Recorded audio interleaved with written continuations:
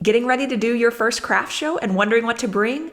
Or maybe you've been doing shows for a while, but you just know that there's something that could make your craft show life a little easier. I spent a decade selling at craft shows, and I learned a lot of things the hard way. I even wrote a book about it. In this video, you'll learn my top 5 must-haves for craft shows that made my life so much easier. I wish I had known about these at the start. Hi, this is Badass Creatives, and I'm Mallory Whitfield, your marketing mentor for artists, makers, and creative entrepreneurs who want to sell more products in a way that feels authentic and sustainable and won't lead to burnout. I've taught marketing to hundreds of creatives and small business owners at events like Craftcation Conference, as a former adjunct professor for Tulane University's School of Professional Advancement, and in my own program, the Badass Creatives Marketing Accelerator. Okay, so here it is. You want to learn my top 5 craft show must-haves that I learned the hard way? Number 1 is a great tent. Now, this one might seem obvious if you've done any sort of outdoor art markets or craft shows, but a great tent can really be such a lifesaver. Back when I was doing shows regularly, there was one night market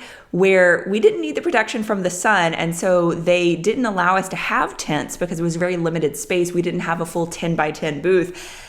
And dealing with the chance of rain, I got caught in a downpour more than once, and it was not fun. Many event organizers require that everyone have a white 10 by 10 tent. So I recommend that that's what you go ahead and buy instead of buying something with a colored canopy that you might just find in an outdoor sporting supply store. I used the Easy Up brand of pop-up tent. It was white, it came with 4 zippered sidewalls, which is really helpful for when you're doing a multi-day show where you need to zip up those sidewalls and keep everything inside your tent safe from the elements, safe from people walking by and taking things overnight. A lot of events have security, but those extra walls of protection when you leave your stuff overnight, it really helps. Now, I often did my shows completely solo. I didn't usually have anybody helping me with my booth, and you may be wondering, can I get one of these tents up by myself? It is possible for a single person to get one of these Easy Up tents up and down at the end of the show by yourself. But, art markets and craft shows, the big part of why we do it is community with our customers and community with other vendors. So if you're solo, I highly recommend when you're setting up things the first day or the beginning of the show, make friends with some of your neighbors at the craft fair. If you see them struggling to put their tent up, offer to help them, see if they'll help you in return. But moral of the story is you can put these tents up by yourself. Most people can, but it's definitely a lot easier with an extra set of hands, for sure. My number 2 craft show must-have is a professional-looking fitted tablecloth. When I first started out doing craft shows, I was selling one-of-a-kind upcycled clothing. And so I had a lot of fabric on hand. I was sewing regularly. And at the beginning, I would just take a big piece of fabric and sort of safety pin and tuck it and make it look as nice as I could because that's what I had at the time. But as I started doing craft shows much more regularly, that became really annoying and time-consuming to do every time.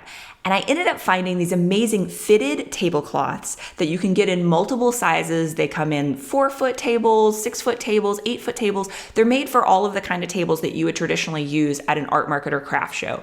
And you can get them in all sorts of colors. I had them in a beautiful royal blue that matched my brand colors at the time. And you just pop them on. You can throw them in the wash if they get messy. It's really great. If you want to take your branding even further, you could screen print or sew applique signage onto the front of these tablecloths to make your booth look even more cohesive and eye-catching. Number 3 is a comfy and tall director's chair for your booth. So when I first started doing craft shows, I used one of those fold-up chairs that you would often have in your backyard or bring to like a music festival to sit in. They're really low, they're lightweight, they're easy to carry, or I would use something like a fold-up stool. Now, these are all fine and good, but if you've ever been an attendee at a craft fair, walked by and seen other vendors sitting low in these chairs, you probably notice they're not at the same eye contact level as the customers, right? You have to look down to see the vendor if they're sitting in one of these chairs. Now, I also worked in retail for a long time, and I know the importance of being at eye level, standing and making eye contact with your customers, being able to talk to your customers. That really helps with sales and it helps with connecting with your customers. And I definitely would stand behind my booth for certain amounts of time at a craft show, but sometimes these craft shows are 8 or 10 hour days, as I'm sure you know. It can can get really exhausting if you're trying to stand behind your booth the entire day. At one show, I noticed other artists that had these director-style tall folding chairs. They were made for outdoor use, and they would make you sit up higher at eye level so you could talk to your customers, make eye contact with your customers, and interact with them much easier while still being able to take a break and not be on your feet all day.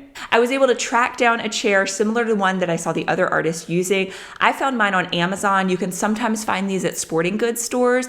They are heavy duty aluminum, so they're lightweight, they're easy to fold up and carry. Mine had pockets on the side, which were really handy because I could stick things like a little trash bag in it, extra packaging for people, things that you would need to have at easy access. By the way, I'll include links to all of these products below in the description. And hey, while you're there, can you give this video a thumbs up if you found it helpful so far? That sort of thing really helps with the YouTube algorithm and helps this content get seen by more artists and makers. My fourth craft show must-have is packaging for your products. This may seem obvious to you seasoned craft show veterans, but if you're just starting out, this could easily be one of the things that you forget to bring and only realize you need it when you make your first sale. You want to have some sort of shopping bags or gift wraps or packaging available, whatever makes sense for your products and your brand and your customers. Throughout my craft show career, I sold all sorts of different things. I sold handmade jewelry, things like earrings and very small objects, so I had little gift bags like these. I also sold greeting cards and bigger things, so I usually had some paper shopping bags for that. You'll want to make sure that your packaging makes sense for your brand and your target customers.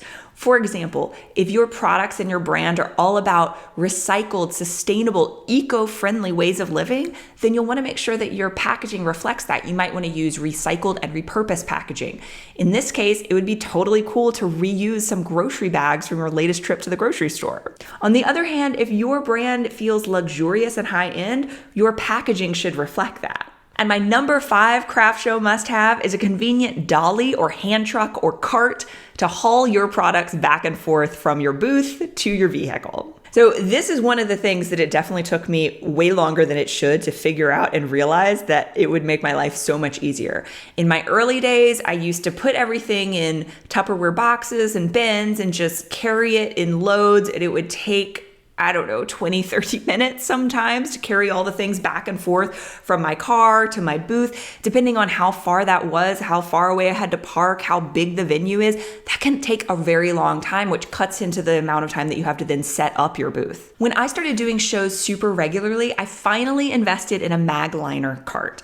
And this cart is really amazing. You can use it kind of like a regular dolly and just roll it and stack things up tall, but you can also kind of unfold it where you can stack a whole bunch of stuff. You can see in this picture. Now, this cart was so helpful. I used to do Frenchman Art Market here in New Orleans, which if you're not familiar with New Orleans, Frenchman Street is kind of a place where people go at night. It's really popular with both tourists and locals. There's jazz music. And so they had this night market that I did like 4 nights a week.